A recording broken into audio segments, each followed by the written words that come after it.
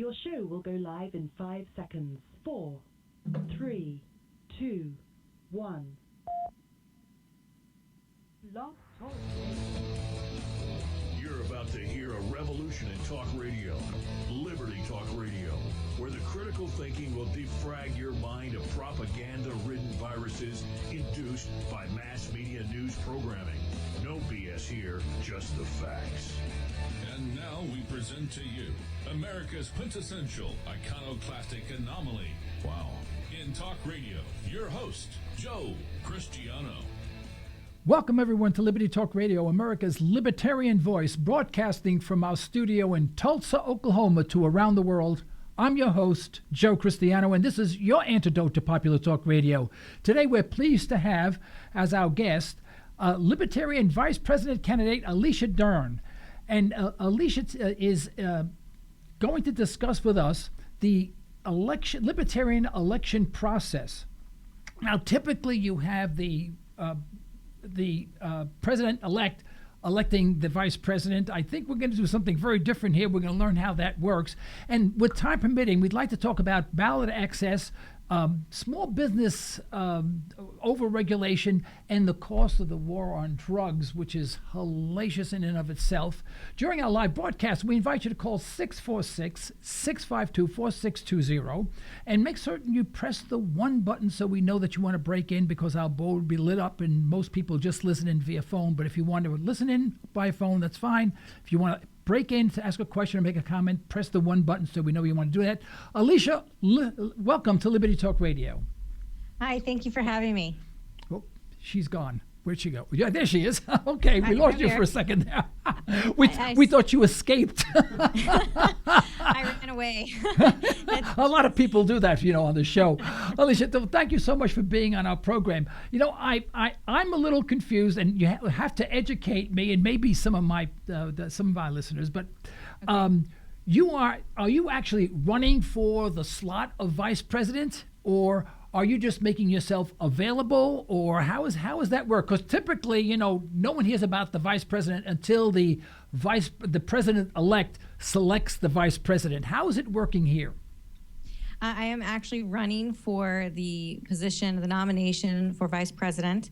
So the Libertarian Party selects separately the nominee for the president and the nominee for the vice president. And the nominee for the president can make known who their preference is, and they can stump for their preference, but it's ultimately up to the delegates. We do not pick a ticket or a running mate by fiat like the other two parties do.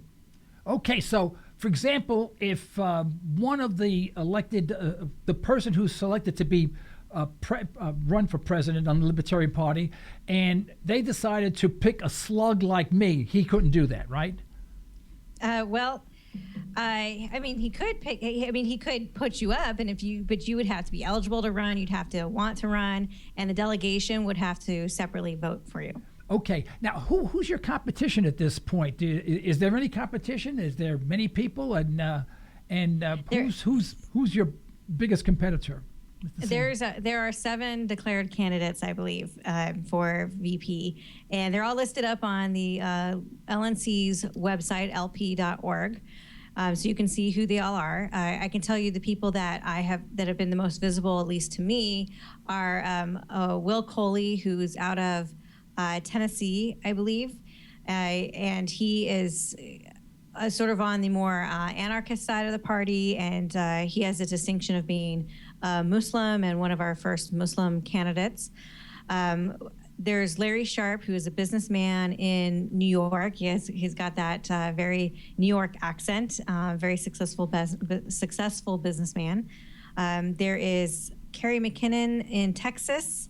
I don't know a lot about Kerry yet. I'm looking forward to meeting him at the convention. There's myself, of course. And there is Governor Bill Weld out of Massachusetts. He's a former governor of Massachusetts, and he's just come into the race very recently. Oh, that's interesting. Now, how are you distinguishing yourself from this very large field of 7 other candidates? I get asked that question a lot, and I have to tell you that I am running a very positive campaign about what it is that I have to offer and my messaging and understanding of libertarianism and how that can be presented to a general American audience. So really what I'm doing is I'm just trying to talk to all the delegates saying this is what I have to offer. If you like it, then please vote for me. I trust the delegation to pick who is the best representative of libertarianism for this cycle. Right. Can you give us an idea of what specifically, what subjects or what policies are you honing in on? And you may have just an advantage just by being a female because, I think all the presidential candidates are all male, and of course, when there's a female running, they always assume that they're going to get a certain number of female voters coming in, and I think that's to your advantage. I think I don't mean to be sexist, but that's the way the process seems to work, or that's the way we've learned that the process works. So tell us, how do you? What are your hot buttons, so to speak? So I've got several, and so first I'll talk to the fact that I'm a woman and running on a ticket. Well, hopefully, if I get the nomination, I'll be running on a ticket against who will be the first woman to really have a shot at being the president, which is, of course, Hillary Clinton. Women do not vote just for women just because they're women, historically, but there is a conversation that we can have with women and a way we can outreach to women that I think is best served by a woman candidate. So we have our own, as a group, we have our own vocabulary and ways of relating with each other, and I think that's the case with any social group, whether we're talking about race or region or gender or sex. Yeah. So that's something that I bring to the ticket, of course, being a woman. Women do make up 52% of the voting population, by the way, and so they are greatly underrepresented in government.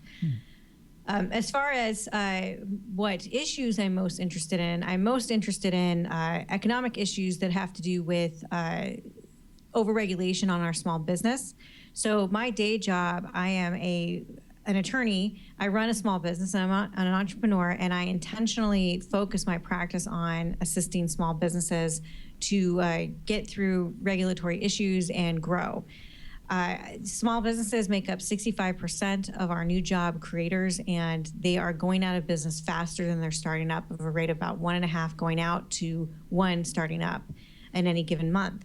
This is a serious problem for our economy, and it's hurting all the people who are our small town people, our neighbors, our friends, our blue collars, and our middle class.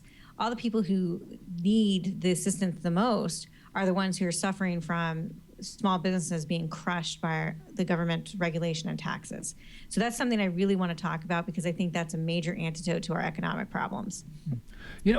Brazil has been, Brazil, I just wanted to tag on to what you were saying. Just hold your thought for a second, please. Brazil has, for decades, has been tagged as the nation of the future. And I'm going back to the 1960s and 70s. Brazil was going to be the nation of the future. The next decade, Brazil was going to be #1 in the world.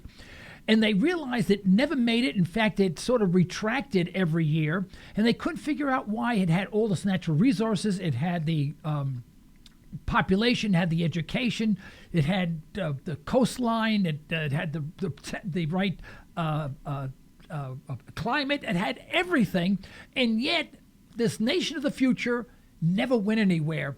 And the conclusion was, after decades, by the way, these clowns, it takes some decades to figure this out, but the conclusion was over-regulation on absolutely everything. And the only reason why I mentioned that is that we are now Brazil, or pretty close to it. Right, exactly. I have a checklist for businesses who are starting up, and it's like 4 pages, single space of just stuff that you have to do, papers that you have to fill out just to get started.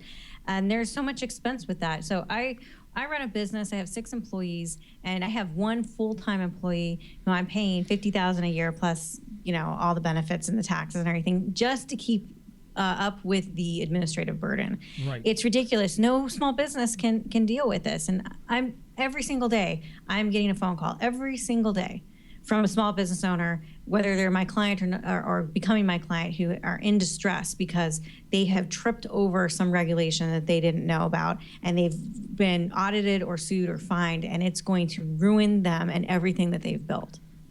Well, I'm a small business owner also and an investor. And believe me, I can easily take the rest of the day just complaining about what I've been through. And but if you listen to Bernie Sanders, I mean, I'm the bad guy. I mean, I'm the horrible person that government has to watch like a hawk because I do nothing but inflict harm on everyone that I hire. And if it wasn't for the government, oh my God, my employees would be in the basement right now being whipped to death. I mean, this is the impression that they get, and they don't know it's the exact not the opposite, but it's not that way at all. I get abused by the employees. I'll be honest with you. I agree with that. The employees do abuse the owners a lot.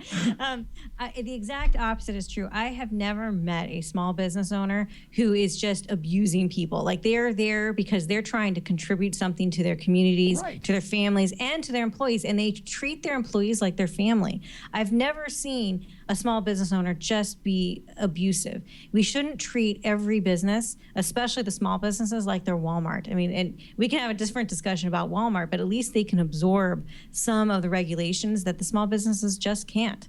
Yeah, but the mainstream media does a great job of pigeonholing everyone into that that Walmart paradigm, whereby they get a job and they stand there all day for 8 hours, checking stuff out, making $7-8 an hour, and this is and everyone's the same. It's my biggest pet peeve. It's my biggest pet peeve. I mean, honestly, like as a business owner, I'm like, I'm not their parent, and I don't need to live my life as a slave to my own employees. We should work together cooperatively to create economic benefit for everybody.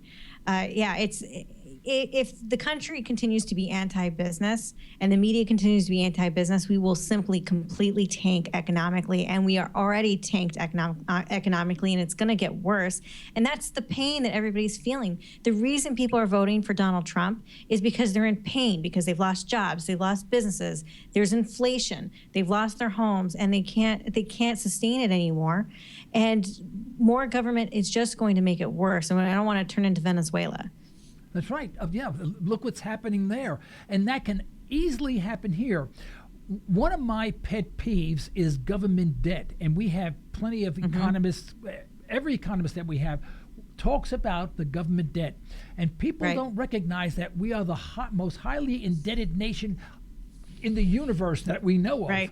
And it could be catastrophic once one nation says, I don't think I want those bonds anymore, I think I'm going someplace else.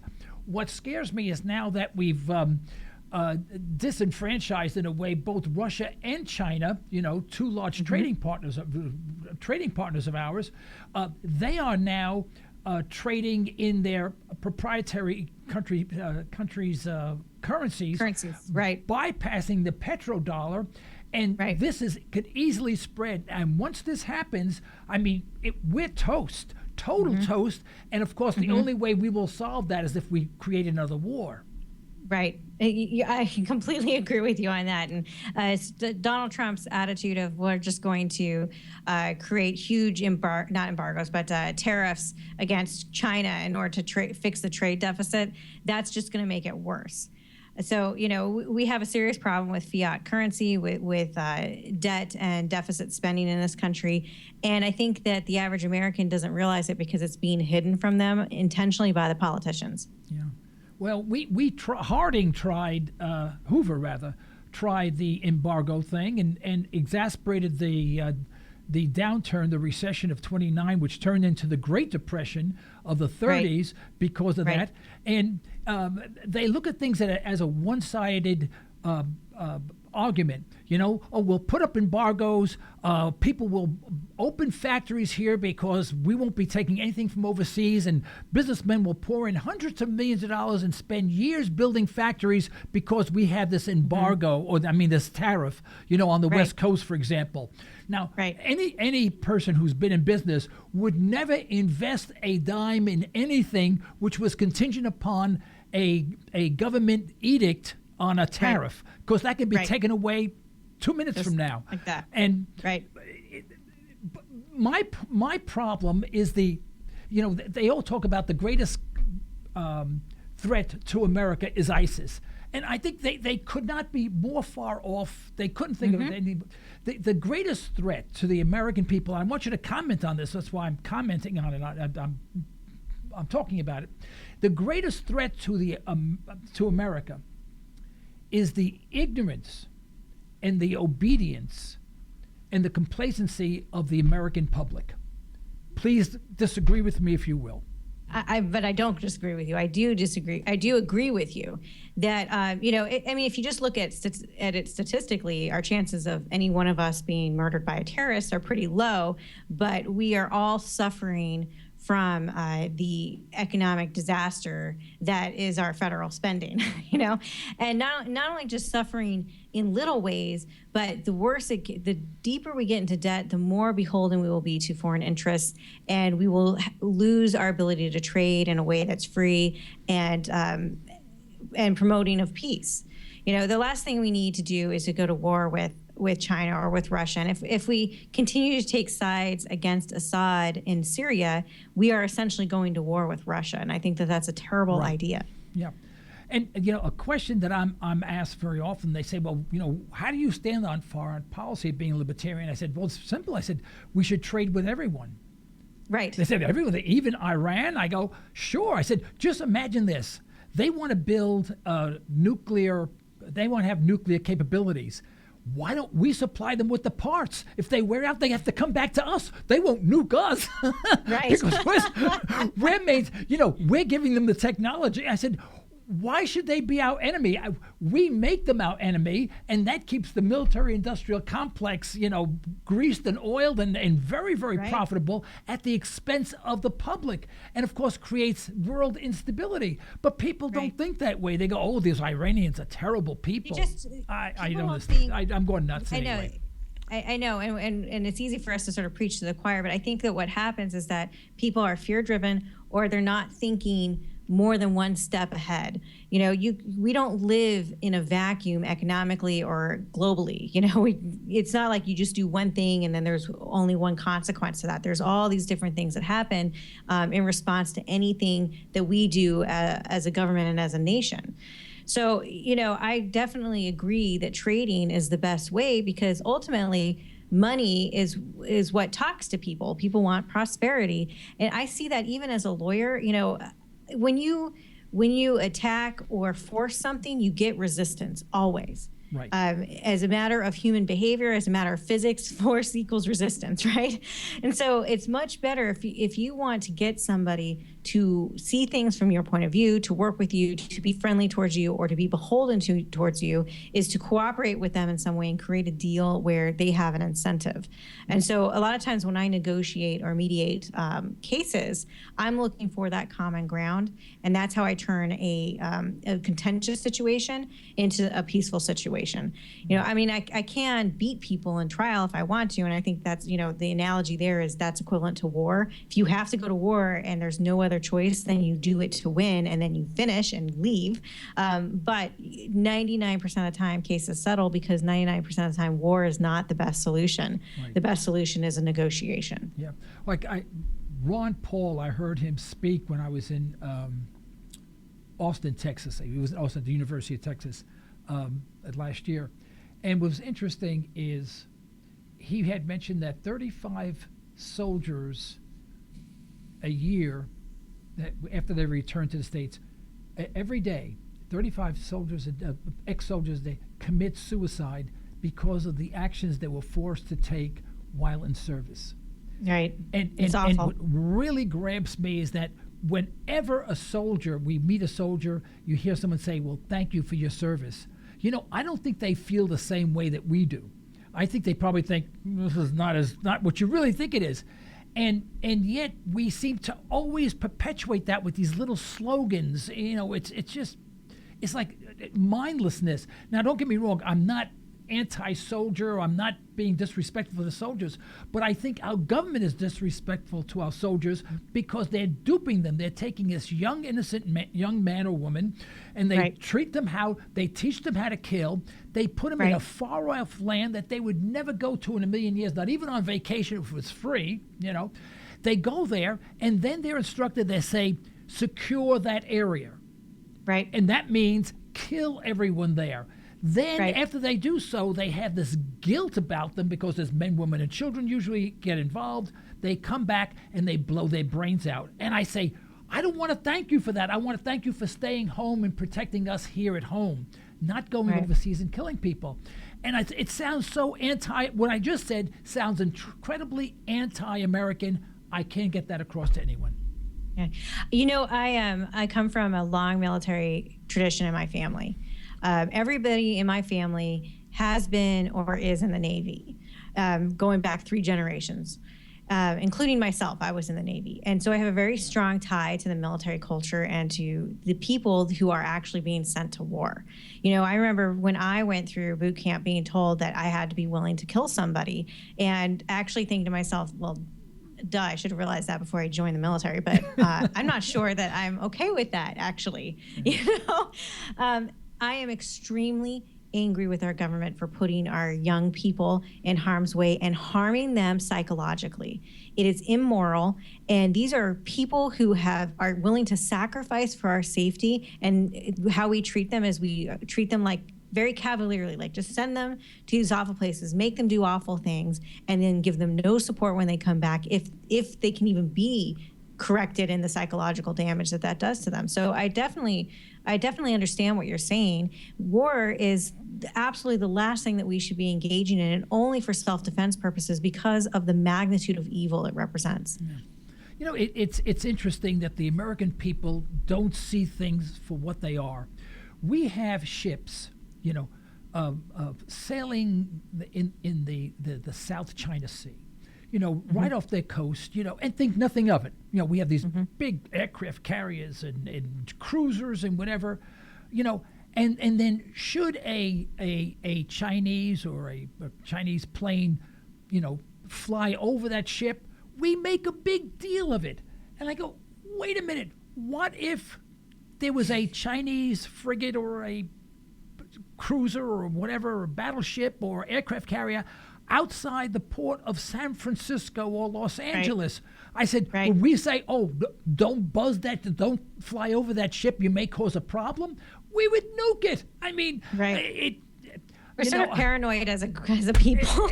I'm sorry, I'm ranting. I can't stand it because I just go nuts over this stuff. And what bothers me more than anything else is no one is thinking that it's all one-sided. They watch television, they repeat what they see, and that's it. And it's been proven when Bernie Sanders, what he says is nonsense. And then when they ask the students who've been to his rallies, explain what he just said, they can't do it. They have no idea what he was talking about, but they thought it was great.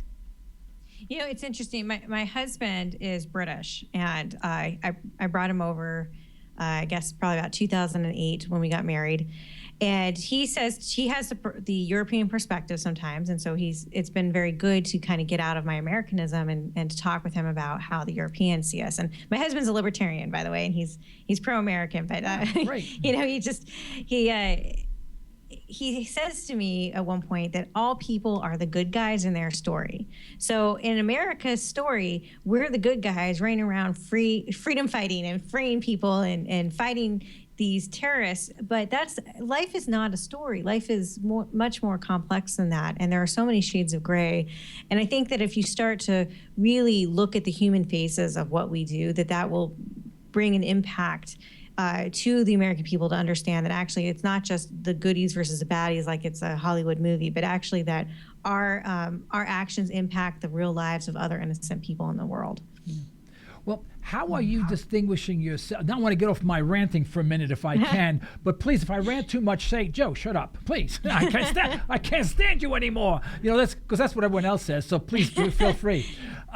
Actually, people enjoy me ranting, and every time I meet somebody, because I used to be on commercial radio just for fun. I did it. This is a hobby, always been a hobby with me. And people still to this day stop me and they say, "Oh, I miss you ranting." I miss you yelling at.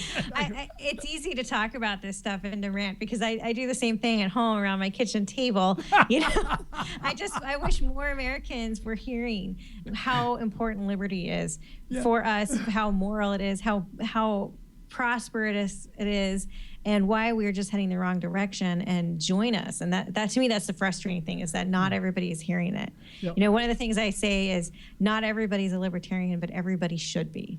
That's right. Well, my wife's an angel. She has to put up, she listens to this every day. And if I turn on the mainstream media and the first thing they say is stupid, it's usually stupid, and I go, that doesn't make it, that's wrong, and then she has to listen to me rant for a half hour, and she says, okay, dear, now throw out the garbage. I go, yes, honey. That's the end of that. No, but she's very tolerant. She's very, very supportive of the station and all that. She's a wonderful person. Sounds like a good wife. I know people can't even imagine anyone would marry me, and I can understand that. But how are you distinguishing yourself from the field of seven, if you will? So I am not running a negative campaign in any way, so I'm not really trying to go around and talk about the other candidates and what their weaknesses are or how I am better. What I'm really trying to present to the delegation is I feel like I need to earn every delegate's vote, and I want to talk with as many of them as possible, find out what is important to them, and tell them what it is that I have to offer. So my ideas and my experience, I think, make me a good spokesperson for liberty. And if the delegates agree with that and agree with the direction that I want to go, then they will vote me in, and I will be happy to carry that torch forward. But this is not really about me. This is about the liberty movement. And if I am the standard bearer, then I'm happy to do it. And if not, then I'll find other ways to contribute. Well, you'll be sort of an anomaly in a way, because what we have is in the major parties, most of the people are attorneys. If you look at Congress, most people are attorneys, and yet in the Libertarian Party, that's not the case. But you will be an attorney, so that may be. I don't know. You think that's to your advantage? So I've certainly heard the comment from libertarians is that lawyers are part of the problem, and they don't vote for lawyers. But here's my response to that. Government is made of laws, and lawyers are experts in laws. So just like you hire a doctor when you need medicine, you hire a lawyer when you need somebody who's an expert in law.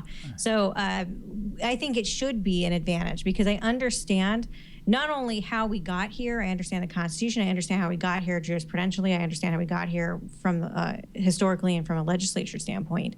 But I can also bring real world experience to what these laws do to the American people. So I can tell you that if Congress puts up a bill, for example, to require sick pay for all employees, I can say, actually, this is how this is going to impact all these small businesses. It's going to create this paperwork burden. It's going to create this payroll burden, this tax burden, all of these things, because I have the practical experience of dealing with laws and how they impact people in the real world. Right. And if they don't believe you, they can always call me.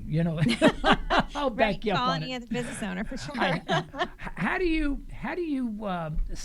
Is there a ranking of vice presidential candidates? Are you a front runner, or you are Johnny come lately, or how do you categorize yourself in this race? It's hard to say with any accuracy, because we don't have any data. We don't have any real polling results. I mean, anecdotally, it sounds like I'm doing fairly well, that I have a good base of support. I certainly have a nice group of volunteers who are boosting me and are going to be boosting me on the delegate floor. But I would say I'm probably one of the front runners. Whether I'm winning or going to win, I couldn't say with any kind of certainty, especially because libertarians are very unpredictable as a group. No, I know that. Look at me. I'm the king of unpredictable. Okay, it's about time for a break. Would you mind holding on for 60 seconds while we go through our break and give our advertisers an opportunity to say hello? And then we'll be right back. Okay. Thank you so much, Alicia. Folks, Alicia Dearn, she's the vice presidential candidate for Libertarian Party. We'll be back in one moment. Do not go away. We know who you are. We'll come and get you. All right, let's go. You're listening to Liberty Talk Radio. Political talk derived from a historical perspective. Not always palatable, but good food for thought. Pure Libertarian talk with host Joe Cristiano. LibertyTalkRadio.com. Express Test is your go-to company for on-site occupational health testing services. That's right, we said on-site. That means we will meet you at your facility for a free health and occupational safety consultation. Express Test specializes in hearing conservation, respiratory protection, and employee safety. We can help you establish viable programs tailored to your business and employee needs. For your free consultation, call 918-743-2929 or visit us at expresstest.com. That's 918-743-2929 or expresstest.com. Ranch Acres Audiology is about caring, about getting the most out of life, about personal attention. Sometimes helping someone with their hearing is really helping them with more than just hearing. That's the goal of my practice. That's what my goal has been for 20 years. You're invited to attend our next free Lunch and Learn seminar. Call us today, 918-749-7711. This isn't your typical talk radio show. This is Liberty. Liberty Talk Radio. Welcome, everyone, back to Liberty Talk Radio for the second half of our show.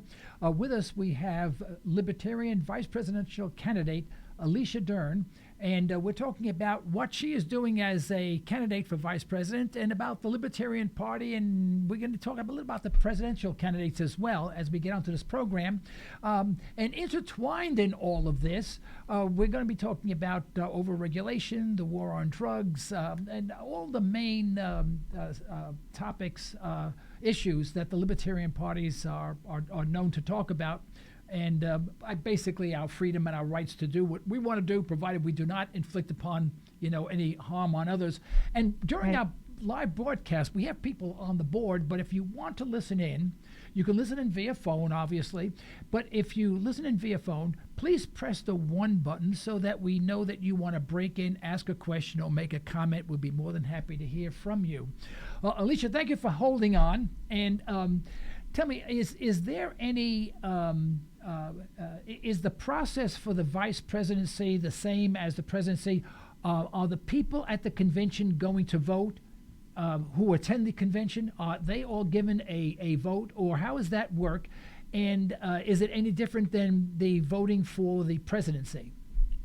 No, it's pretty much the same as the voting for the presidency. So each delegate is unbound. They get a vote from the floor, presuming that they're on the floor at the time of the vote. We do this token system a couple days in advance to see who gets to participate in the debate. I believe our debate for the vice presidential candidates is Friday evening. Excuse me. And so, we kind of have a straw poll in that way just to see who's interested in us. But it all comes down to just the floor vote, and everybody votes how they feel, and it's a simple majority is the winner. If you do not have a simple majority of a plurality, then we keep going rounds of voting until we get to the majority. Right. So those people who are attending the convention, who are members of the Libertarian Party, those are the ones that would dictate or decide who the vice president as well as the president would be. Am I correct in the same manner? That's correct. I mean, we don't really participate in a primary process in that regard. It's straight delegate voting. All right. Now, may I put you on the spot? Do you mind if I put you on the spot? You promise you don't hang up on me? Okay. All right. Do you have a particular preference as to who you would like to see representing the Libertarian Party? So as a candidate, I'll just tell you that I'm neutral, I'm independent, and I'm willing to work with anybody that the delegation votes up. Now, I am a delegate, and I am still also considering the choices, and so I'm not ready to reveal who I'm personally going to vote for yet. All right. I realized that was an unfair question, but I didn't know how unfair it was, but you said, Joe, it's unfair. Shut up. Yeah. No, it's fine. Look, some of the VP candidates have stated their preference or have endorsed. But that's just not where I'm at. I just want to be given the opportunity to talk about libertarianism with whomever may be my running mate. May I tell you who now, by the way, the three major candidates, I mean, I would vote for any one of them. I mean, without hesitation, I have no reservation. But if I had to pick, can I tell you who I would pick? Sure. Yeah. Be happy to hear it. Yeah, and it's really going to be really strange, but I can't. His logic is so clear and he's so just right on. I just can't help but consider him the top contender in my own demented mind, and that's John McAfee. Mm-hmm. You know, he's a very eloquent speaker, and of all of the top three, he's the one that I have interacted with the least, actually. So, as a delegate, I've just seen what he's put out as far as advertising and social media and on the debates. But whereas I have a personal relationship with Governor Johnson, and I've started speaking more personally with Austin Peterson as well. But I'm with you in that I would be happy to vote for any of the top three contenders. They certainly would earn my vote, as opposed to the Republican or the Democrat nominees, who I would just stay home rather than vote for either of them. Yeah. Well, I think the reason why I favor McAfee is because he steers away from religious ideology. He steers away from anything that's intangible. I forgot which one it was. I think it was Austin Peterson who talks that he's pro-life or something like that. And right. my problem with those statements. By the way, I'm not pro-death, if you want to know something. Now, my Uncle Louis was pro-death because he belonged to that large organization. It started with an M, and we're not talking about Monsanto, you know what I mean? And right. But he died 45 years ago, But right. When we talk about certain issues, the issues are not clear. For example, the issue of abortion is not a clear issue because no one knows for sure when life begins. If a fetus is aborted after being fertilized for 2 days, there's no funeral, there's no name attached, and yet many of the pregnancies go that way. I mean, and then you get into the religious aspect of it, and I think one of the other candidates talked about the religious aspect, and it just bothers me because those subjects don't, in my opinion, don't belong on the table. And right. McAfee does a masterful job of steering away from those intangible sound bites, if you will, and stays right. with the issues at hand, the practicalities of the issues at hand. And I find every time he says something, it's extremely clear. There's no vague notions or belief systems, if you will, that right. contaminates the conversation. Am right. I listening the wrong way, or would you generally agree with that? I generally agree with that. That's the impression that I have as well. I haven't heard him talk at all about abortion. And it's funny because I have a sort of a similar view that there's so much that has to do with personal morality, and you have competing rights between the woman and the fetus, that it just doesn't belong in the government's hands. They're just going to screw it up. Yeah. It belongs in the hands of the woman and her doctor, and between her and her religious beliefs, right? Yeah. As far as Mr. McAfee goes, I mean, I really liked what he's had to say about cyber security. I know he's an expert in that, but he is shining light on something that is true, which is that our government, shockingly, is inefficient and bureaucratic, and our technology is so far behind that it creates a national security issue. And nobody talks about that sort of thing. Instead of spending all this money on the TSA or the Obamacare portal that we've spent technology-wise, and we could just focus on having actual self-defense. Yeah.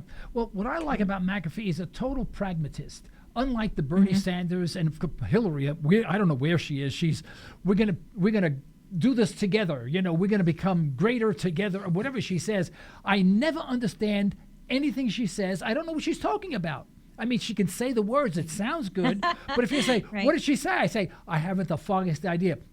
Right. I actually feel that way about Trump, too. It's like, what are you saying? Yeah. He said, we're going to make America great again. Then she comes on and says, but America's always been great, and what are we talking about? I have no idea, All I know is that when my wife tells me to throw out the garbage, I throw out the garbage. That's what I understand. I'm a good guy. I understand how to keep a marriage together. But right. That's what I really totally enjoy about listening to John McAfee. I mean, he literally, he discounts all of the religious beliefs. People ask me, am I pro-life? I go, oh, no, I'm pro-death. And they don't know what to say. I said, well, what kind of stupid question is that?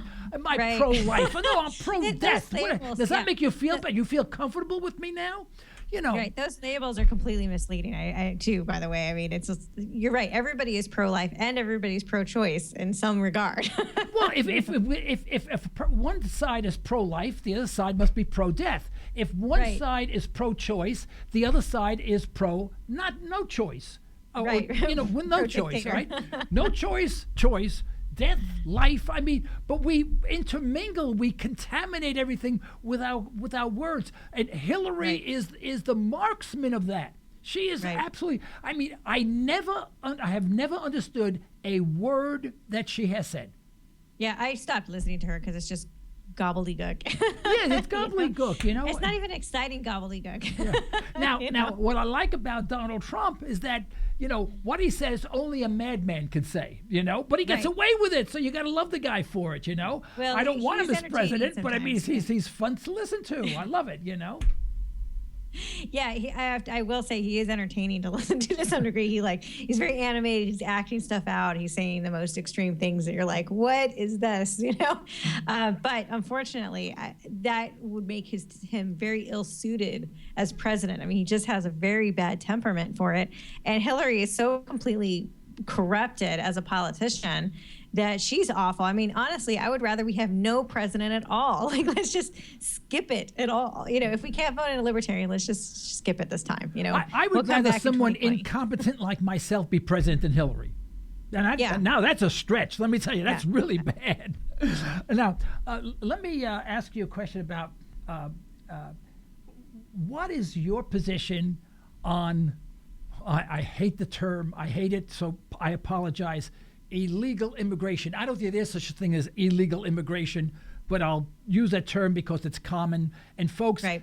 call in 646-652-4620. Press the 1 button. We want to hear from you.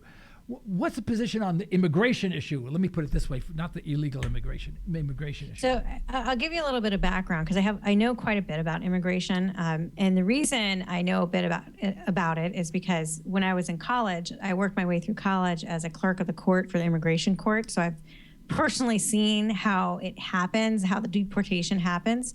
And then, of course, my husband's an immigrant, so I've been through that whole process of getting him the green card. And, we had the interview and the fear of him. He has been detained by immigration authorities before. We've been through all of that and wanted to get him through that as quickly as possible because it's so scary. And, of course, I'm originally from San Diego, so I know a lot of Mexicans, a lot of people who have been in America working as undocumented workers.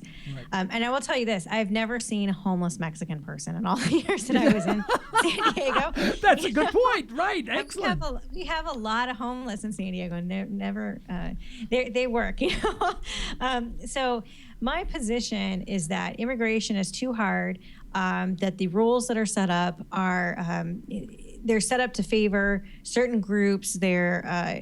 They are actually set up in some degree to favor labor unions. I mean, the whole reason that we closed borders in the first place was because of Cesar Chavez and labor unions pushing for that. I think most people don't realize that. I would like to see an open market in labor, and that means visas. I'm not straight open the borders because I do think we have a national security interest that is served by having a border that's protected. When the world becomes a nicer place, that may not be necessary, but right now we have property and security interests that we have to look for. But I think the immigrants are a good thing, and we should document them. We should kick out the criminals and kick out people who are a threat to us. But the rest of the people should be welcome to come here and compete. They're good for our economy. They're good for our small employers. There's nothing, and if we're going to have a tax and welfare system, at least they can contribute to it. Yeah, what people don't recognize is that the immigrants come here because they for some reason sense that there's a better opportunity here in the United States to start a business and to make something of themselves and to provide for their family. When they get here, they're overwhelmed by regulation, and I think that they're set back. So the government is the one that's creating the unemployment problem know with the immigrants, who, and then if they're here illegally, they can't go back because they'll get arrested. It seems that they exasperate a bad situation and make it worse constantly. We would have a lot more investment, particularly I think from people coming out of Asia, if we opened up immigration, because people want to start businesses here so that they can come here. And we make it really hard. Like, you have to put $1 million down. And, if you're coming out of China, you don't have $1 million, but starting up business is good. And we have a lot of land and we have a lot of resources. And actually, the more people here contributing to our economy, the richer we will be. The main problem that we have with crime related to immigrants has to do with the drug war. We have actually a lot of international problems that stem directly from the drug war. So if we want to stop having, Mexican gangs sneaking across the border and there being street fights and murder, we need to deal with the drug war. It's having more restrictions on immigration is not going to fix any of that. Yeah, it not only affects that, but it affects those people, especially the minorities as well as the non-minorities in lower income neighborhoods, who are finding the only way that they can make ends meet by the end of the month or the end of the week is maybe to run some marijuana or something, some illegal drug. And so we encourage them to do that, because without that, they will starve. And then if they look at the incentives. If you are somebody in the inner city and you want to start up a business, you could do it the legal way and not make any money, if you can even get off the ground at all because of taxes and regulations. Or you could go and basically be in agriculture and grow and sell, marijuana, and not have to deal with any of that paperwork. And yes, you're running the risk of being caught, but economically, it just makes a lot more sense. And so you can't even be mad at people who are doing that. You're saying, look, I'm poor and I have a choice of either being on food stamps and struggling and never making it because the business environment is too ridiculous, or I can just go and start a black market business. Yeah. It's obvious what they're going to choose. Now, I'm going to touch on my favorite subject, and I'd love for you to comment on it: private prisons. Yeah. Okay. Well, I'm not particularly in favor of private prisons. I'm just in favor of reducing the amount of prisoners we have massively. I think we have a serious incarceration problem in the United States. And I think we've all seen the statistic that per capita we have more prisoners than any other nation, particularly developed nations. And that's a human rights issue. And it all stems directly from the drug war. So I don't really prefer for-profit prisons. I think that there are some libertarians who would argue in having a free market in any industry, including our prisons. But I personally believe that there are some appropriate roles for government, and I think that law and order and justice is a proper role for government. But I would like to see a massive reduction in prisons and to appropriately use contractors. Do you feel that the people who should be incarcerated are those people who want to or have inflicted physical harm to other people? Yes. Yeah. Yes. Now, nobody should go to prison for a victimless crime ever. Okay. All right. And that's the big problem, because most of the people in prison are because they were caught with a marijuana in their pocket, and they wasn't lit, they weren't smoking it, it was in their pocket. Now they're serving 6 months or a year. But once they get out, they have a prison record, they can't get a job. Then they hit the streets, they have no choice but to peddle drugs. Right, that's exactly what happens. I can tell you that from personal experience, not that I've been through, but being a lawyer and seeing what happens to people once they get in the system. It's almost impossible to break out.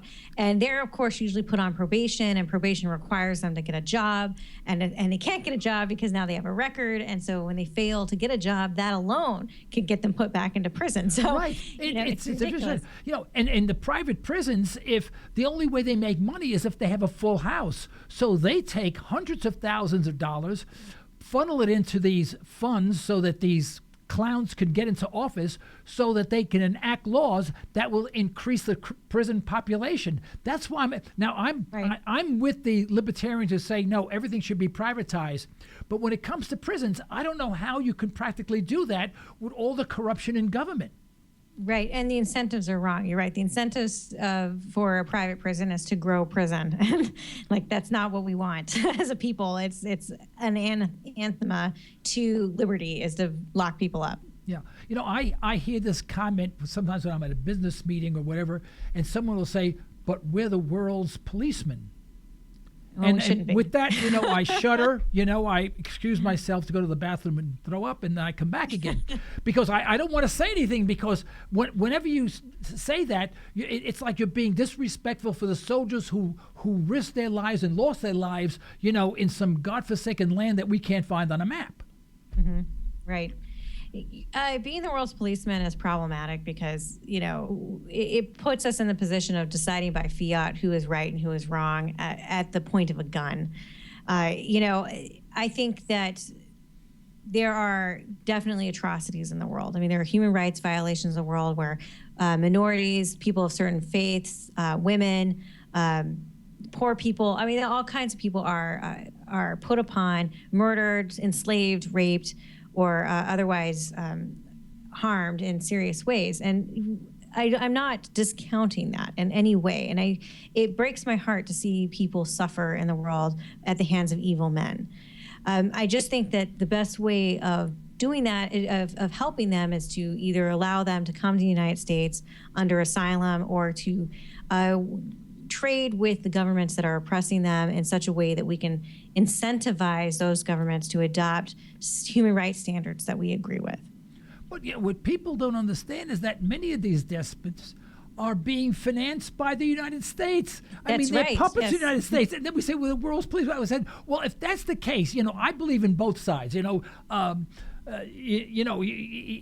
you can do something, then I can do something. If I can do something, then you should be able. Well, then who is policing us? That's fine. I said, who is the policeman out there that's policing us? Oh no, we don't need the policeman. We're pure. We're so perfect.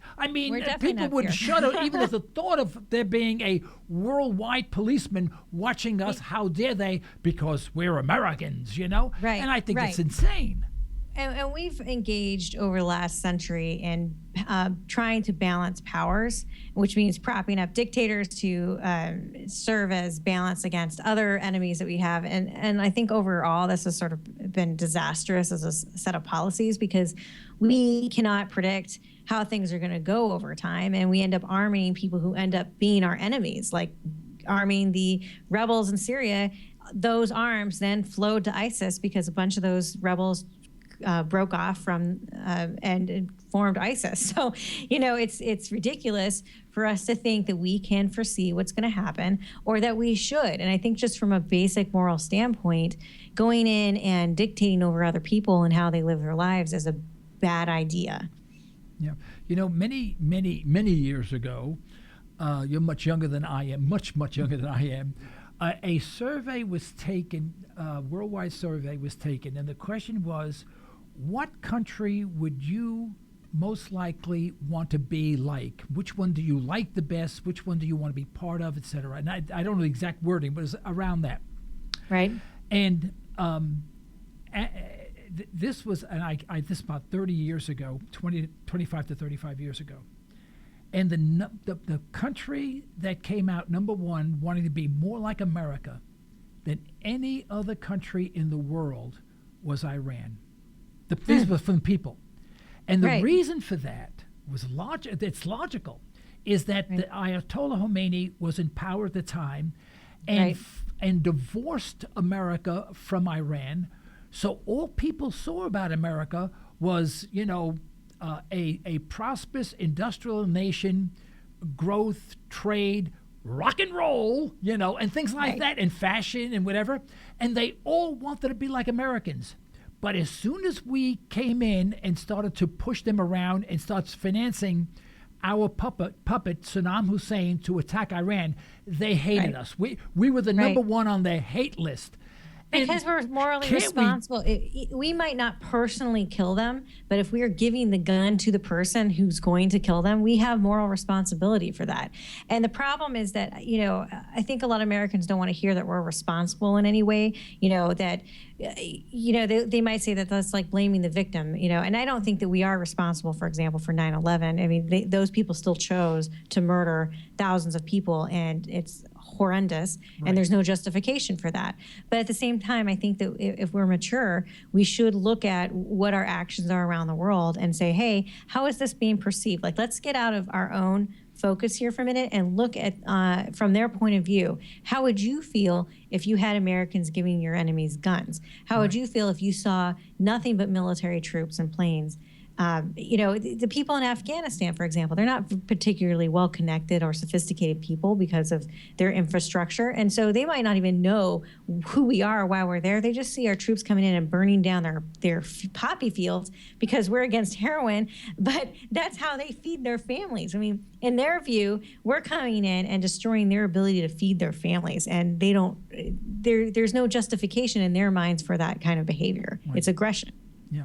Well, we're almost out of time, but before we leave, we have about 5 minutes. What I'd like could you delineate for us what you think the major issues are, and you can give me in priority order or number 1 down to 5 or 6 or whatever, or in any random order, and I'll leave it up to you. Okay. I think in this general election, the main issue is going to be the economy. I think that the reason we have people voting for Bernie Sanders and voting for Donald Trump is because of the economic pain that we are all feeling. People are angry. They know that something is wrong. They know that they're not getting ahead, that the cost of living is rising, and that they can't get jobs or their businesses are going out of business. They just don't know the best solution. And so we're sort of fighting about it. Somebody like Donald Trump has this credibility because he's a billionaire that makes everybody think, well, he will know what to do with the economy. And that's why he's drawing people. And then you have people like Bernie Sanders saying it's all the bank's fault and drawing the anger there. That is the number one issue. Issues like immigration will continue to have an important part of the conversation because it impacts the economy and it impacts national security, because the third major issue is national security. It's the fear that people have over ISIS and terrorists. And as long as we keep seeing attacks, whether they're here or in Europe, people are going to continue to be fearful about what's happening in the Middle East. Right. Well, okay. Well, I want to give you just the last couple of minutes to wrap things up. Tell us a little bit more about yourself if you'd like, or what you stand on, and how they may reach you and support you in your endeavor to be elected vice president for the Libertarian Party. Well, I have a pretty standard, I think, libertarian positions. I think that libertarianism is the best way for human beings to organize themselves and govern themselves. It leads to the most prosperity. It leads to the most wealth. It leads to the most happiness. It allows people to self-actualize by being exactly who they need and want to be, whether they succeed or fail. And it leads to the least amount of harms on human beings caused by government. So that's why I think libertarianism is important. I talk about very specific issues on my website, which is Dearn2016.com. That's spelled DEARN. 2016.com. I ask everybody to please check it out. If you like what I have to say, please donate to me. And I'll be heading to the convention tomorrow night, actually, for the voting, which will happen on Sunday. Well, great. Well, someday, what my hope is that on television, on not 2, 4, or 6, the main stations, but just like the Glenn Beck Show or Fox News or whatever, or CNBC News, there will be a libertarian channel. And if there is, I hope that you will participate in that. So thank you. But with that, I'd like to thank you so much, Alicia, for being our guest. You've been an absolutely delightful and insightful guest. I appreciate it very much you being here. And I do hope that you will accept our invitation to return at a later date. Give us an update on where you are. Don't be afraid to give us a call and say, I want to be on. I have something to say. We'll be more than happy to have you back. Great. Thank you very much. Right. It was fun. Good luck, and good luck to you. Thank you. Right. Folks, this is the end of today's broadcast. We'd like to thank our sponsors for the financial support, and we'd like to thank you for listening in. You can further the cause of liberty by recommending this program to your friends and let us hear from you. Our email address is comments@libertytalkradio.com. Remember, as my wife would say, you're either allowing your liberties to be taken away or you're striving to protect them. Unfortunately, folks, there is no middle ground. Until next time, this is Joe Cristiano. You've been listening to Liberty Talk Radio. Stay well, stay tuned.